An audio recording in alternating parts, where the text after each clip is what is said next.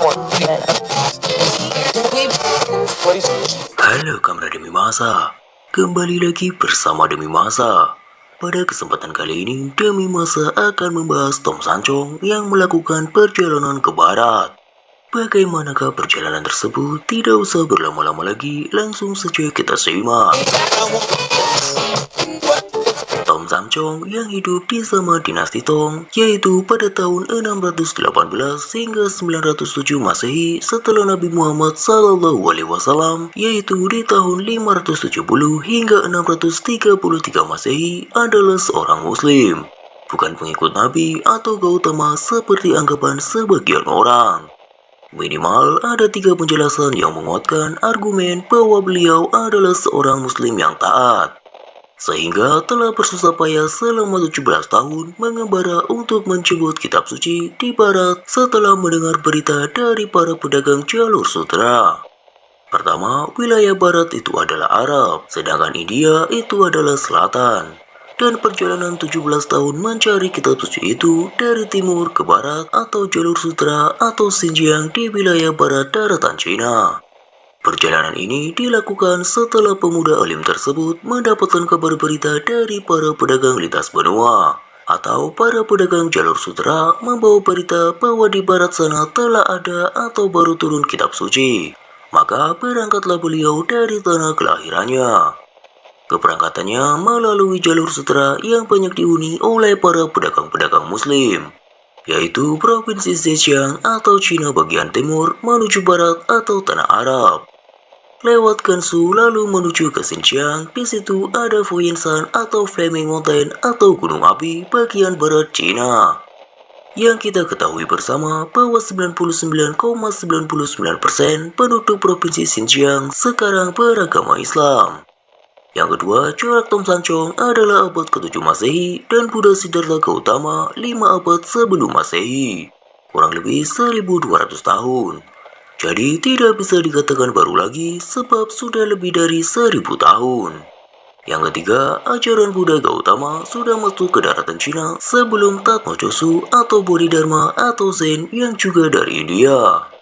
Bukti Tatmochosu ada di kuil Shaolin, Gunung Seongshan, Provinsi Henan. Berarti jalur Cina-India sudah ada sebelum perjalanan Tong, yaitu dari arah selatan negeri Cina. Jadi untuk apa memutar begitu jauh lewat utara baru menuju ke selatan? Sedangkan alat transportasi dahulu hanyalah unta, kuda, atau keledai. Pada masa itu, abad ke-6 sampai 7 Masehi, di India mayoritas penganut agama Hindu. Sedangkan agama Buddha mengalami kemunduran, yaitu pada abad ke-3 Masehi akibat 2 hal. Akibat pertama yaitu wafatnya Raja Asoka pada tahun 232 sebelum Masehi. Sehingga ada raja yang mau melindungi dan mengembangkan agama Buddha di India. Akibat yang kedua karena agama Hindu berusaha memperbaiki kelemahan-kelemahannya sehingga pengikutnya bertambah banyak. Orang Cina mengenal Islam dengan sebutan Yisilanjio atau Yisilanjio Bao yang berarti agama yang murni. Masyarakat Tiongkok menyebut Makkah sebagai tempat kelahiran Mahiyawu atau Buddha Mahiyawu atau Nabi Muhammad SAW dengan sebutan di barat atau barat besar. Hal inilah yang mendorong Kaisar Dinasti Tang untuk mengutus duta atau utusan Tom Sancong untuk belajar dan mengambil kitab suci yaitu Al-Quran yang baru turun ke arah barat atau ke Arab. Sejarah mencatat Islam masuk ke Cina pada masa dinasti Tang yaitu 618 hingga 905 Masehi yang dibawa oleh salah seorang panglima muslim Sa'ad bin Abi Waqqas radhiyallahu an di masa Khalifah Utsman bin Affan radhiyallahu an. Menurut Chen Yuan dalam karyanya A Brief Study of the Introduction of Islam to China, masuknya Islam ke Cina sekitar tahun 30 Hijriah atau sekitar 651 Masehi.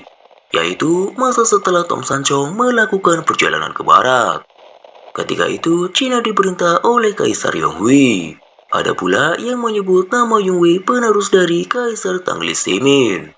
Data masuknya Islam ke Cina ini dipertegas lagi oleh Ibrahim Tenyama dalam bukunya Muslim is China atau Perkembangan Islam di Tiongkok. Buku ini secara lengkap mengupas sejarah perkembangan Islam di Cina sejak awal masuk hingga tahun 1980-an. Putusan Khalifah Utsman itu diterima secara terbuka oleh Kaisar Yonghui dan dinasti Tang. Kaisar Yonghui menghargai ajaran Islam dan menganggap ajaran Islam memiliki kesamaan dengan ajaran Konfusianisme atau Buddha. Untuk menunjukkan kekagumannya terhadap Islam, Kaisar mengizinkan berdirinya masjid pertama di Chang'an atau Kanton. Masjid itu bernama Hueseng atau Masjid Memorial. Menurut versi Ibrahim Tianyingma, masjid itu diberi nama Guangtase, yang berarti menara cemerlang, dan dibangun oleh Yusuf. Sedangkan masjid lainnya dibangun di sini adalah Chenlinsi, yang berarti masjid dengan tanduk satu. Kedua masjid itu masih tetap berdiri hingga saat ini setelah 14 abad lebih. Ketika dinasti Tang berkuasa, Cina tengah mencapai masa keemasan, sehingga dengan mudah ajaran Islam tersebar dan dikenal masyarakat Tiongkok. Di dalam kitab sejarah Cina yang berjudul Chu Tangsu diceritakan Cina pernah mendapat kunjungan diplomatik dari orang-orang Tasik atau Arab. Orang-orang Tasik ini merupakan duta dari Tarmimoni atau Amirul Mukmin. Yang ketiga, Khalifah Utsman bin Affan.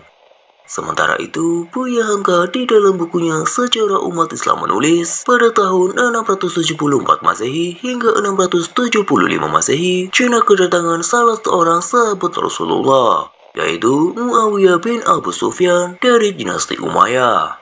Bahkan disebutkan setelah kunjungan ke negeri Cina, Muawiyah melakukan observasi di tanah Jawa, yaitu dengan mendatangi kerajaan Kalingga. Berdasarkan catatan, diperoleh informasi bahwa masa dinasti Umayyah ada 17 duta muslim datang ke Cina. Sementara di masa dinasti Abbasiyah dikirimkan sebanyak 18 duta. Itulah kisah dari perjalanan Tom Sancong yang melakukan perjalanan ke barat. Bagaimana menurut Kamera Demi Masa? Jika Kamera Demi Masa memiliki pendapatnya tersendiri, tulis saja di kolom komentar. Sampai jumpa di kisah-kisah selanjutnya.